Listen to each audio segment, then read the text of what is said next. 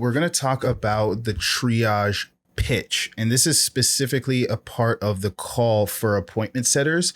That is you pitching the value of the next call. Too many appointment setters are really, really focused on the prospect buying the thing, buying the service.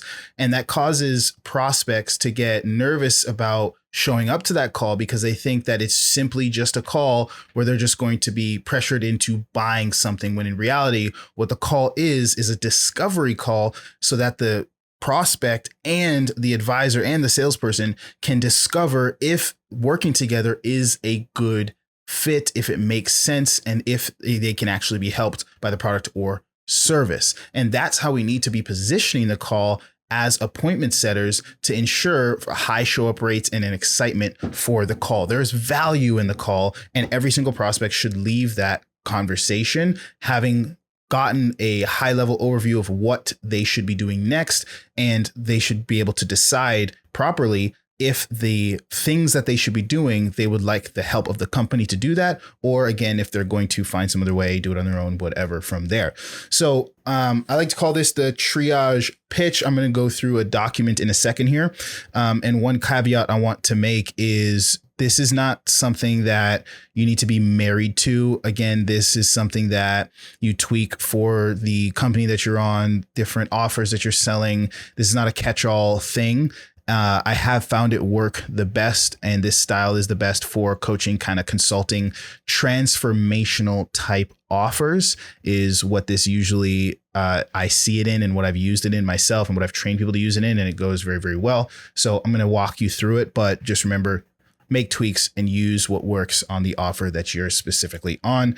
So let me go ahead and readjust myself here. That looks about good. Awesome. So let's jump into it. So when we're going through the triage call and we get to the end now where we're about to start offering the call, the first thing I like to do is label them with a positive trait that aligns them with the offer. So this is what I like to call like the real problem. And I do this in my closing calls as well when I'm about to move into my pitch, because the best thing you could do before pitching anything is get in alignment, get agreement on what you guys are both trying to solve together. And if you can do that, they're going to be so much more open to listening to your pitch rather than just cutting them off. And you watch my last video where I kind of went through how I do my closing pitches, you'll see the same kind of things I'm talking about there.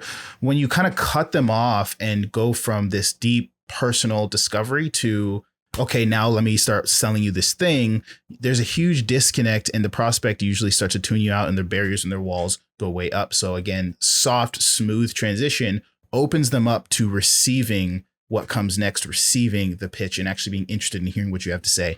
So label them with a positive trait in alignment with the offer, explain the real problem getting in their way, and get agreement. So if I was selling someone on like a sales training kind of thing, this might sound like, let's say it was someone trying to get into remote sales for the first time, and they just been working hard, doing a high intensive labor job, not making enough money, and they're just looking for a way out. They're looking for something better. They like the idea of having conversations with people. They're very personable. They love having conversations with people. They have good conversational skills. They don't get to utilize it in their job. That was like the discovery part of the triage call. I might be like, hey man, I mean, based on what I'm hearing, it sounds like you're super conversational. It sounds like you're good at these kinds of things about helping people find their problems, yada, yada, yada. The real thing getting in your way right now is it seems like you're a hard worker, but you're just not putting it in the right vehicle. You know, you're not channeling that hard work in the right direction. And if you did have the right vehicle that you could channel the hard work, I mean, you said yourself, you're putting in 14, 15 hour days at the moment.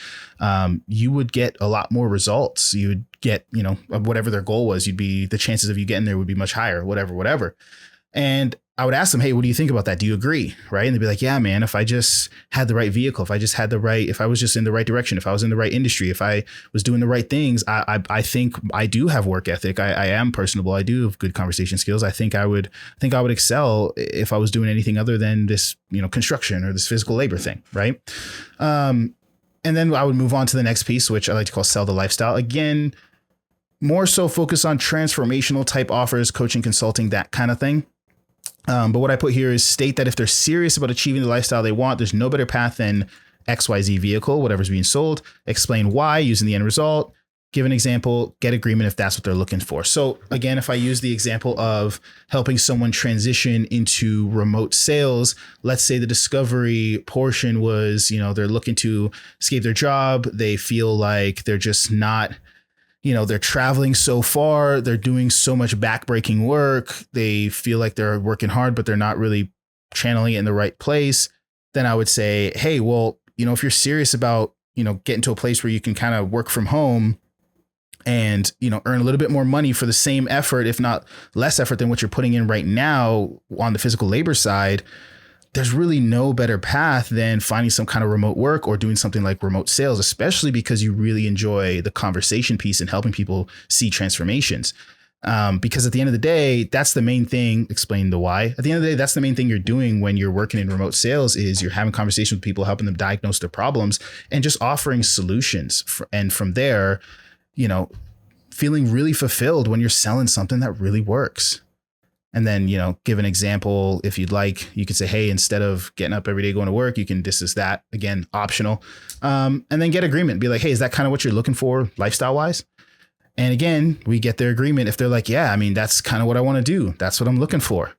Then we ground it in reality, right? Like these things are sweet and dandy, but it does take work. It's not easy. It's not a cakewalk. It's not a walk in the park. And typically someone would need help to get into something like that. Especially if they're trying to do it quickly and they're, and they want guidance, right? So this is where we ground in reality. And I tell them that they would need what they would need first in order to achieve it, and get agreement on if they actually have the time available to implement. Again, coaching type, consulting type, transformational type offer.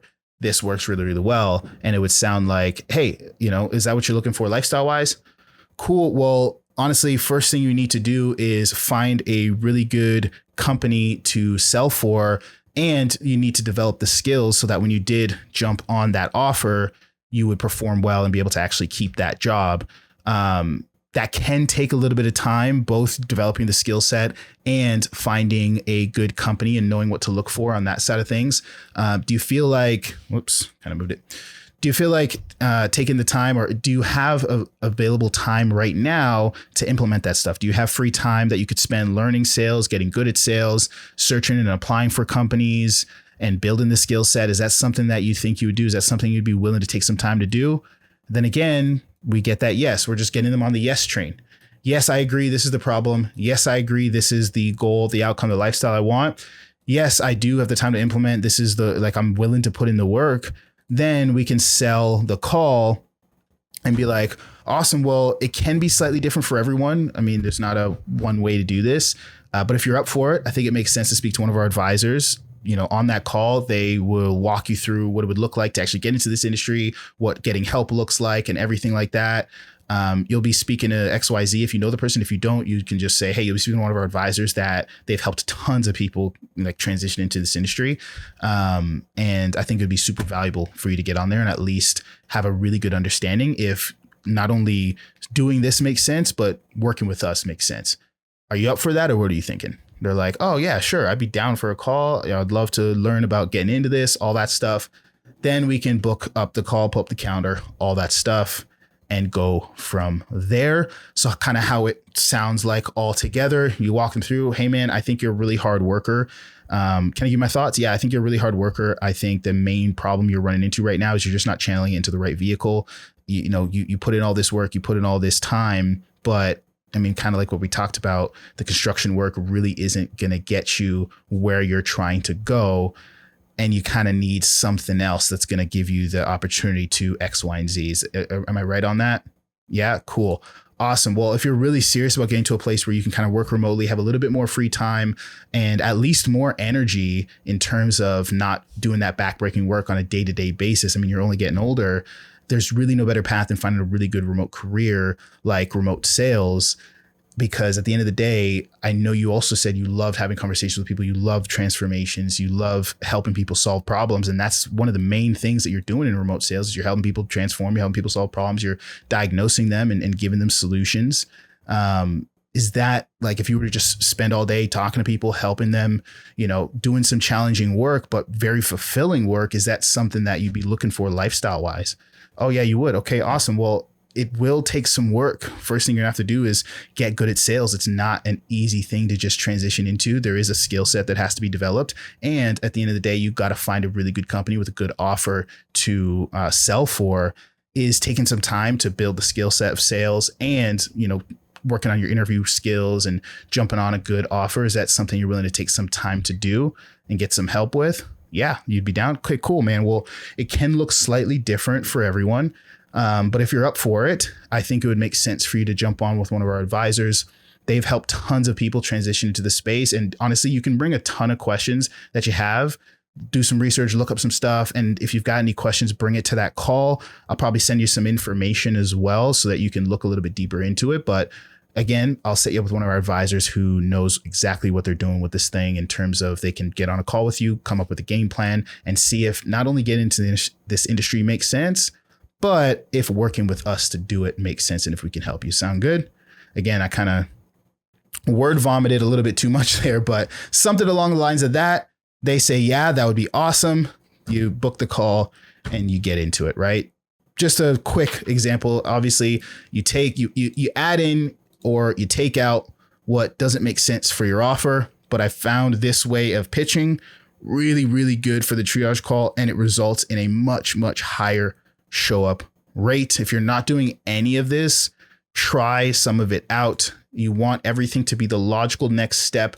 At no point in this am I springing something on them that doesn't make sense to spring up. It's like, hey, you do have this problem. You agree. You do want this lifestyle. You agree. You're willing to put in some work and get some help. Cool. Well, then get on with an advisor and we'll see if we can help. Everything is the logical next step.